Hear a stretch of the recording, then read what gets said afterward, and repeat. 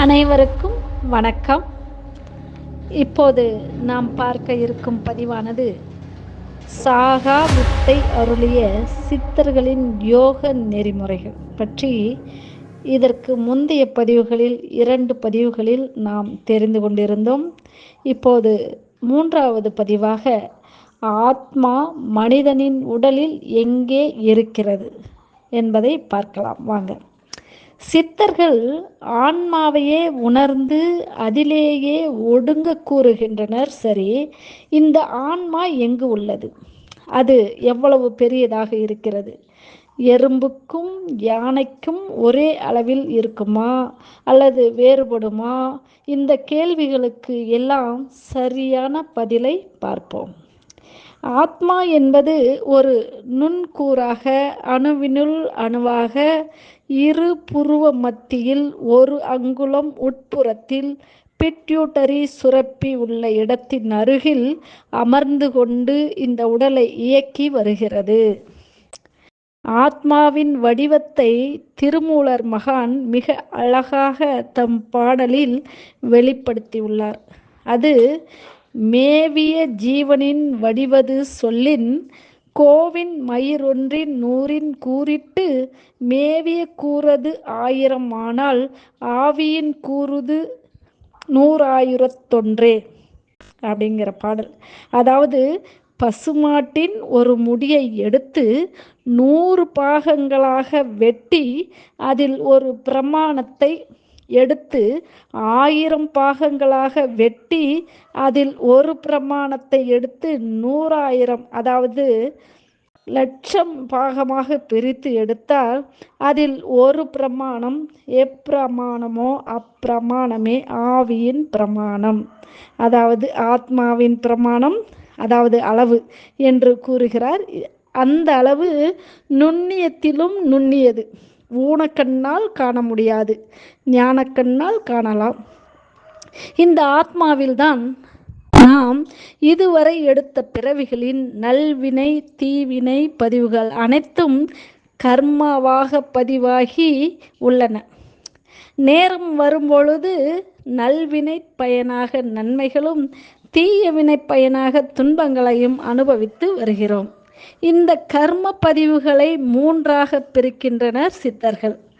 1 சஞ்சித கர்மா, 2 பிராரப்த கர்மா, 3வது ஆகாமிய கர்மா. சஞ்சித கர்மா என்பது நாம் இதுவரை எடுத்த பிறவிகளின் நன்மை தீமைகளை கூட்டுத்தொகையாகும். நன்மை தீமைகளின் கூட்டுத்தொகையாகும். பிராரப்த கர்மா என்பது நாம் இந்த பிறவியில் அனுபவிக்க வேண்டிய நன்மை தீமைகளின் கூட்டுத்தொகையாகும். அதாவது நமக்கு நம் ஆத்மாவால் விதிக்கப்பட்ட விதியாகும். ஆகாமிய கர்மா என்பது நாம் இந்த பிறவியில் செய்ய போகின்ற நன்மை தீமைகளாகும். நம்மால் நன்மைகளை செய்து தீமைகளை செய்யாமல் தவிர்க்க முடியும். நாம் பிறவி எடுக்கும் பொழுது இந்த சஞ்சித கர்மாவின் நன்மை தீமைகளின் மொத்த தொகையில் ஒரு சிறிய தொகையையே, அதாவது இறைவனால் ஆத்மாவால் பிராரப்த கர்மாவாக விதிக்கப்படுகிறது. ஏனென்றால் நாம் முற்பிறவில் செய்த தீமைகளை முழுவதுமாக அனுபவிக்க கொடுக்கப்பட்டால் நம்மால் அந்த அளவிற்கு துன்பங்களை தாங்க முடியாது. அதனால்தான் நாம் அனுபவிக்க முடியும் அளவிற்கு துன்பங்கள் பிராரப்த கர்மாவாக கொடுக்கப்படுகிறது. மீதமுள்ள துன்பங்கள் சஞ்சித கர்மாவுடன் சேர்ந்து அடுத்தடுத்த பிறவிகளில் நாம் அனுபவிப்பதற்கு தயாராக காத்து கொண்டிருக்கும். சரி, இந்த வேலையை செய்வது யார்? நம்மை படைத்தவர் யார் என்பதை பார்ப்போம்.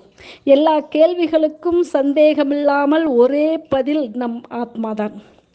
ஆம், நம்முள் இருக்கும் ஆத்மாவே நம் பெரிய நண்பன் மற்றும் நம் பெரிய எதிரி. நமக்கு துன்பங்களை கொடுப்பவர் எதிரிதானே. நம்மை படைத்தவர் யார் என்பதை தமிழ் மூதாட்டி ஔவை பாட்டியார் தனது கீழ்வரும் பாடலில் மிக அழகாக விளக்கியுள்ளார்.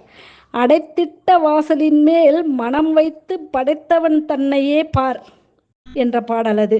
அடைத்திட்ட வாசல் என்பது புருவ மத்தி, படைத்தவன் தன்னையே பார் என்பது புருவ மத்தியில் உள்ள ஆன்மாவை மனம் வைத்து பார் என்பதே ஆகும். நான் அதாவது நம் ஆன்மாவே நம்மை நம் வினைகளுக்கு ஏற்ப படைத்ததே தவிர வேறு யாரும் இல்லை. கடவுள் படைத்து இருந்தால் அதில் குற்றம் குறை இருக்காது. மேலும் அவர் ஒருவரை நல்லவிதமாகவும் ஒருவரை ஊனப்பிறவியாகவும் பிறக்க வைக்க மாட்டார். ஏனென்றால் அவர் கருணையே வடிவமானவர். கர்மாவின் நிலைப்பாட்டை சரியாக புரிந்து கொண்டு மிக மிக நல்லவர்களாக வாழ்ந்து ஆகாமிய கர்மாவால், அதாவது நாமே செய்யக்கூடிய தீமைகளை எல்லாம் நம் நல்ல குணங்களால் செய்யாமல் விட்டாலும் கூட அடுத்த ஜென்மத்தில் சஞ்சித கர்மாவின் மீது, அதாவது சஞ்சித கர்மாவின் மீதி தொகையை கழித்து துன்பப்பட வேண்டி வரும். சரி, இந்த சஞ்சித கர்மாவில் உள்ள, அதாவது நாமே முற்பிறவில் செய்த கூட்டுத்தொகை தீமைகளை ஒழிக்க என்ன வழி? அதை பஸ்பமாக்கிவிட்டால் பிறவி ஒளிந்துவிடும். அந்த வழியை சித்தர்கள் யோக மார்க்கத்தில் கூறியிருக்கிறார்கள். திருமூலர் சித்தர் எவ்வாறு பாடல் மூலம் விளக்குகிறார் என்றும் பார்ப்போம். தன்னை அறிந்த தத்துவ ஞானிகள் முன்னை வினையின் முடிச்சினை அவிழ்ப்பான், பின்னை வினையினை பிடித்து பிசைவான், சென்னியில் வைத்த சிவன் அருளாலே என்று பாடுகிறார். தன்னை அறிந்த தத்துவ ஞானிகள், தான் அழிவற்ற ஆத்மா என்று அறிந்த ஞானிகள் முன்னை வினையின், அதாவது சஞ்சித கர்மாவின் முடிச்சினை அவிழ்ப்பான், பாவ செயல்களின் கூட்டுத்தொகையை அளிப்பான் என்பது. பின்னை வினை என்பது ஆகாமிய கர்மா. பிடித்து பிசைவான் என்பது உருவாகாமல் தடுப்பான்.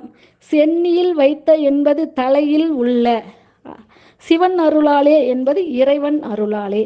அதாவது தலையில் உள்ள ஆத்மாவை தியானிப்பதின் மூலம் சஞ்சித கர்மாவின் பாவப்பதிவுகளை அழித்து பஸ்பமாக்க முடியும் என்று கூறுகிறார்.